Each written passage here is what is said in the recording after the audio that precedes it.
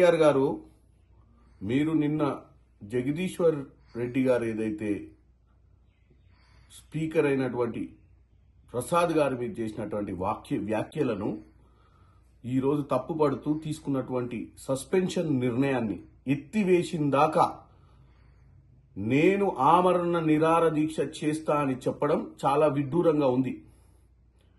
ముఖ్యంగా మీకు దళితులపై, దళిత నాయకత్వంపై మీకున్నటువంటి ఆలోచన విధానాన్ని ఈరోజు తెలంగాణ ప్రజలు గమనిస్తున్నారు.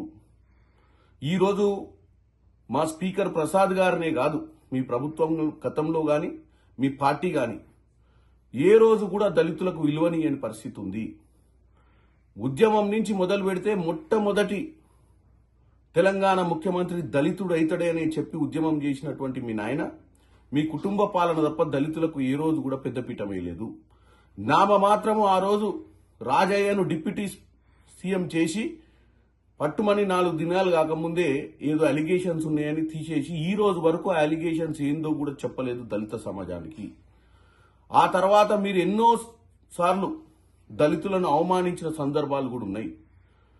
ప్రణబ్ ముఖర్జీ గారు వస్తే కాళ్ళకు దండం పెడతారు, కోవింద్ గారు వస్తే మీరు అసలు పట్టించుకోరు. మీ వైఖరి చాలా వరకు తేట తెల్లమైపోయింది. మీకు దళితులపై ప్రేమ లేకపోవడం, ఈరోజు ఒక దళిత స్పీకర్ని అవమానిస్తే సస్పెండ్ చేస్తే దానికి మీరు ఆమరణ నిరాహార దీక్ష చేసి తెలంగాణ ప్రజలకు ఏం సందేశం పంపిద్దాం అనుకుంటున్నారు? ముఖ్యంగా మీకు చిత్తశుద్ధి లేదు.